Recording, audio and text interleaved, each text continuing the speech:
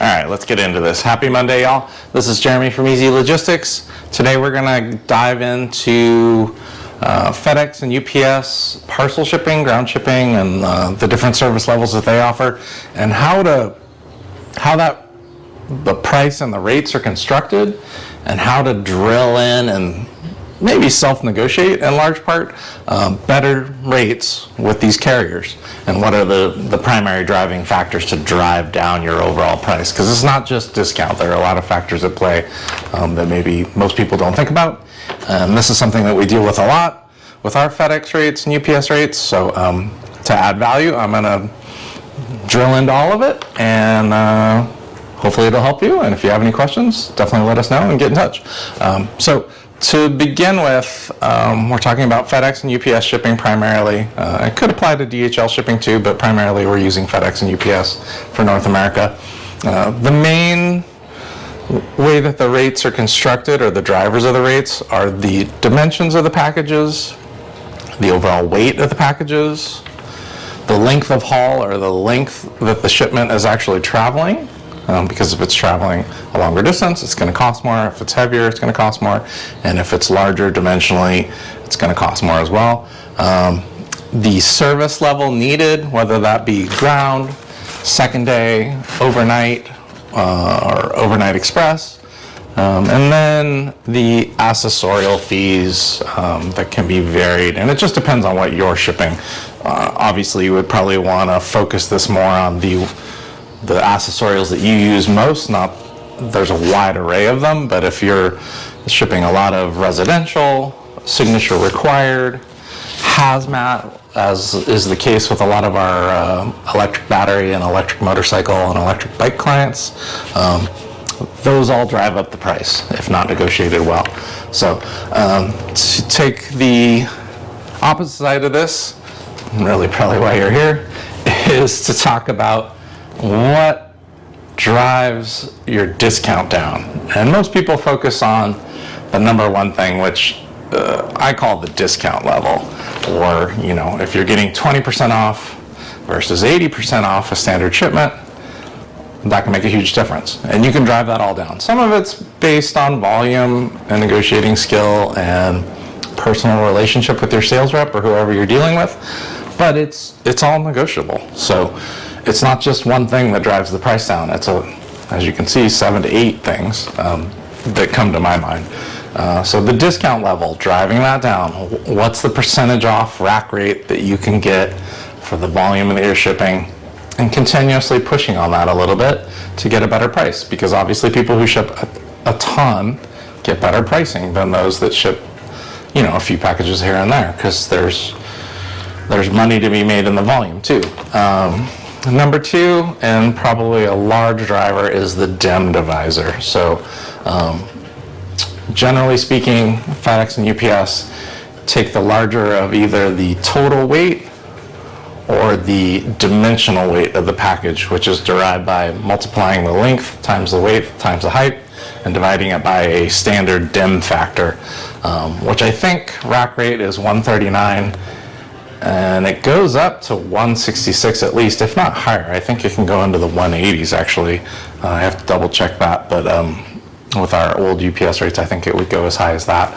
So the higher that DIM factor, the lower the dimensional weight would be to help you drive that price down. So you want to try and get a higher DIM factor to drive your overall price down. So discount level, DIM factor, overweight fees, because it's charged based on weight, but at certain thresholds, like above 100 pounds, 150 pounds, you start getting these oversized charges and over-dimensional charges that can add up really quick, $50 to $100 in some cases.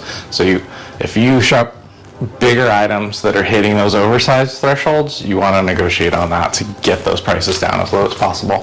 Handling fees, again, for generally large package surcharge, because most of these systems, as you would assume, are set up to be automated so they can be as efficient as possible.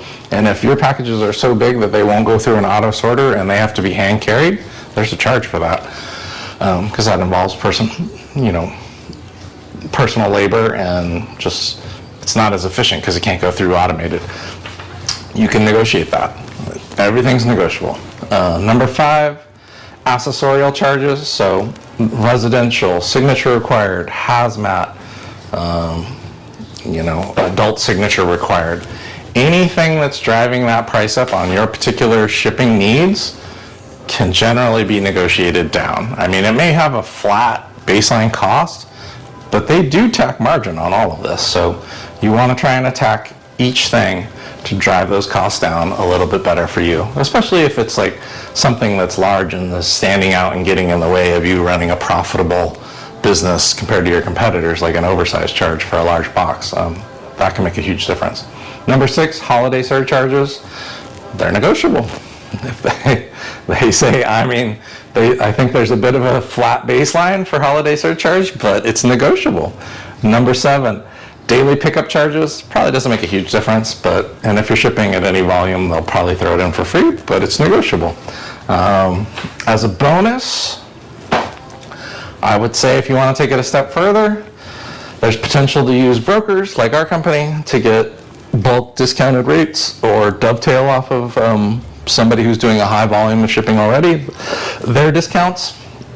Using a multi-carrier transportation management system to shop and ship. There are a handful of these systems on the internet where you can plug in UPS, Fedex, DHL rates, USPS rates, ShipStation. We have a proprietary TMS that does this, but there's a few different ones. I may cover that in another video, but that would be helpful.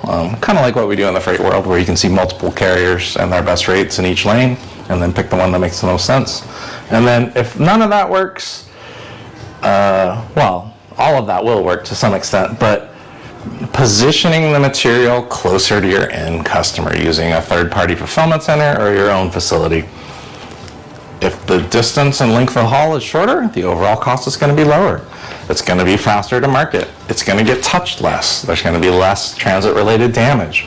The overall cost should look drastically lower. So that was primarily what I came up with, and I think those are the main ways to drive pricing down. If you're struggling with this, or if some of this doesn't make any sense, I'd be happy to have a quick meeting with you. These are things that we grapple with every day for our clients, and we do have access to bulk negotiated rates based off of $40 million from our bigger warehousing partners that we can leverage to get you better overall FedEx and UPS rates. So I'm happy to drill into your current pricing, see if we can offer you value. I think most of the ones we're looking at were driving their prices down 20 to 40% in most cases because of our discount levels.